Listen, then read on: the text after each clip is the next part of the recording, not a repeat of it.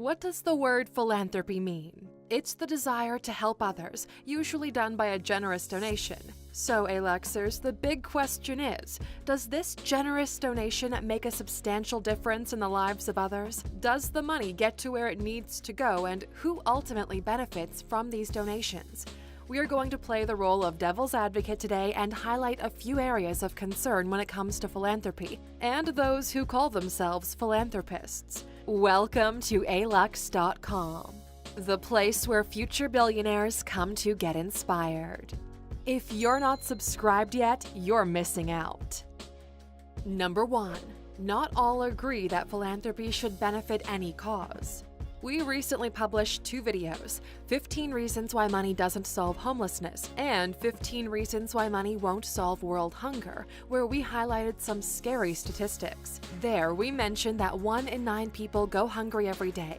1 in 6 billion people are considered homeless, without adequate accommodation available for them. For every 1,000 children that are born, 39 will die from preventable illnesses like malaria, diarrhea, and pneumonia. 1 in 5 children do not attend school, and 8.9% of people do not have access to a private facility to defecate. The stats are frightening, and there are plenty more where that came from. So, when people want to donate their money to a cause, should they have freedom to choose where their money is spent? Sure, the knee-jerk reaction is yes, it's their money, but let's look at what happened in France not too long ago. Notre Dame was on fire. Out of nowhere came funders funneling in billions of dollars to rescue it. The likes of Apple, L'Oreal, Chanel, and Dior all rushed to donate. While this was happening, people were and still are starving in Yemen, in what the UN called the world's worst famine in 100 years. People have no access to clean water for drinking. Drought has torn down farming communities and left people with nothing. These causes are all urgent, yet money is being given to build music halls, art galleries, or playgrounds. Number 2. Philanthropists are often all talk and little action. In the book Winners Take All, the elite charade of changing the world, which you can listen to for free on Audible by using our code alux.com/freebook, Anand Giriharadas exposes how the elite will be fully involved with philanthropic ventures, fighting for equality as long as it doesn't threaten their position at the top. He uses the concept philanthrocapitalist a lot and speaks about the future of apps and PowerPoints to really make a difference in the lives of those who need it. In a powerful article written by Lynn Paramore titled Toxic Philanthropy, The Spirit of Giving While Taking, she highlights how philanthrocapitalists will always speak about the victim's plight, but fingers are never pointed at the perpetrator. Philanthrocapitalists remain unaccountable. She sums up her article with the following quote: "The emperor may stand there in his organic underpants waving a pie chart, but in the court of public opinion, it is increasingly obvious that he is not in the least interested in dismantling his own palace." Number 3. Charitable donations don't ultimately change anything. Aluxers, the thing with charitable donations is that, sure, initially it's all exciting and people can do a lot to improve things, but if there's nobody to maintain the changes, they just go to shit. Philanthropy goes wrong often, and here's an all-too-common example: mission trips. We all know a religious organization of some sort who's decided to pump thousands of dollars into sending a family or individual to a third-world country to go and preach and save humanity. They come in with all the bells and whistles and start churches, schooling, projects, whatever, and then leave once their time is up. The community is often left with incomplete projects or without the proper knowledge and funding to keep it going. And ultimately, Aluxers, who benefits from those mission trips? The people heading there on a global adventure. It's called the white savior complex and refers to white people thinking they're helping out poor, non-white communities, when actually they're only serving themselves. Which leads us directly to our next point. Number 4. Philanthropy should not be about throwing money at a problem, but rather empowering the people. You see, Aluxers, the problem with people thinking that money will solve all these problems is that, well, it doesn't. If we keep throwing money at the problem, there will never be a point where the community is empowered to make changes themselves. There are some serious repercussions with this kind of thinking. For one, it's patronizing to the people you're trying to help. It shows that you don't trust the community to do for themselves what you're doing for them. It's also enabling some people to do nothing, to not learn to provide for themselves. Why should they when people are just going to stream in and do it for them?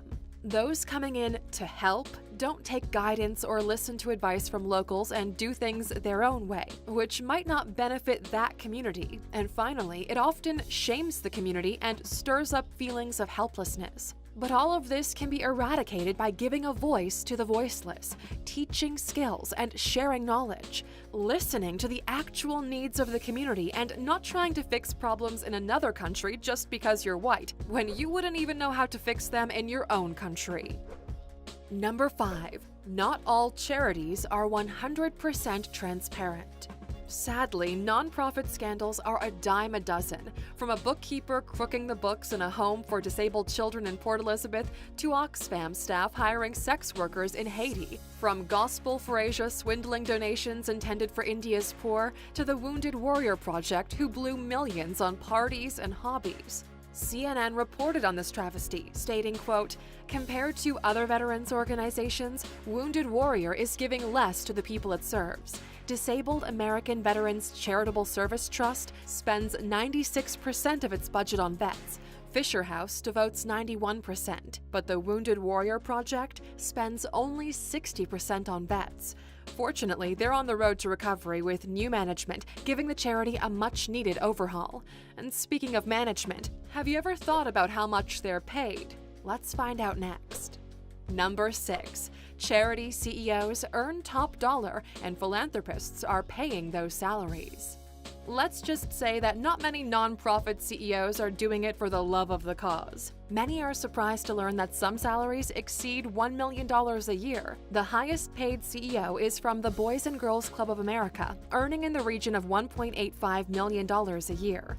Running a charity organization is the same as running a business, and often those CEOs could be earning far greater salaries in the corporate sector. To give you an idea of some other salaries, the Metropolitan Museum of Art CEO earns around $1.5 million a year. $1.2 million goes to the National Center for Missing and Exploited Children. And honestly, Aluxers, can you imagine how tough a job that one must be? And then the National Jewish Health's CEO earns just over $1 million. CEOs and NPOs, or nonprofit organizations that work for animal or environmental causes, earn significantly less than those working for human causes. Shed Aquarium in Chicago and the Rocky Mountain Institute each pay their CEOs around $600,000 a year. Number 7. With great power comes great responsibility. Having just given you a broad idea of what the CEOs of charities can earn, it's important to understand there is a responsibility attached to that paycheck. As in the example of the National Center for Missing and Exploited Children, the current CEO is John F. Clark. He served as the director of the United States Marshal Service and served in the United States Capitol Police, as well as the United States Border Patrol. The National Center for Missing and Exploited Children deal with issues relating to missing and sexually exploited children. Since its launch in 1998, they've helped to recover 215,000 children.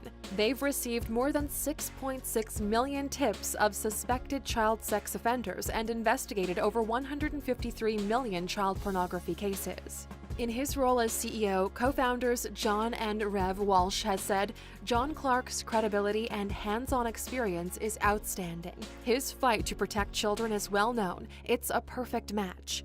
When you consider those stats, the position of CEO is mentally and emotionally taxing, and you need to be the perfect person to lead the organization to protect the children. Number 8. Volunteers can often do more harm than good. Voluntourism has become a buzzword over the past couple of years, and it's a word that explains how people travel and do good at the same time, similar to ecotourism, except the focus is on helping people rather than the environment. Right, so English vocab lesson out of the way. Are Westerners doing more harm than good while on these voluntourism trips? Well, yes and no.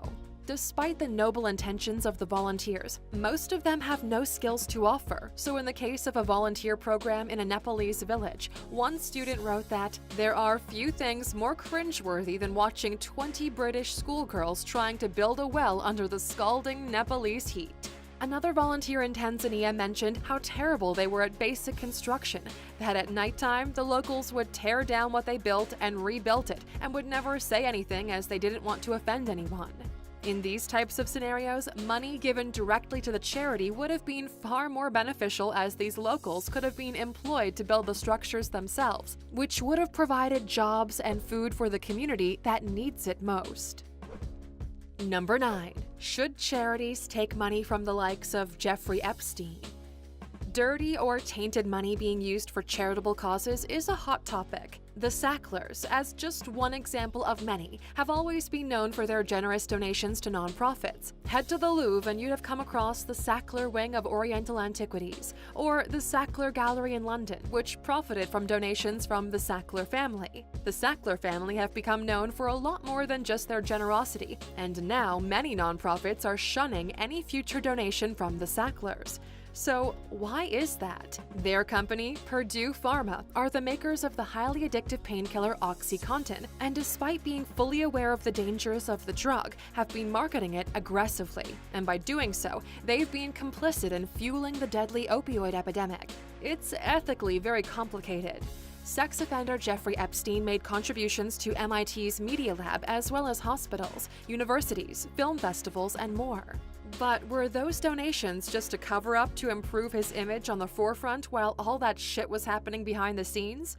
Ironically, convicted sexual predator Harvey Weinstein gave a $5 million donation to the University of Southern California intended to support female filmmakers. They've since rejected the gift. Another ethical dilemma is donations given with limitations. A donation of $100,000 was given to the Girl Scouts of Western Washington, with the provision that not a single penny was spent on transgendered girls. The Girl Scouts decided to return the money.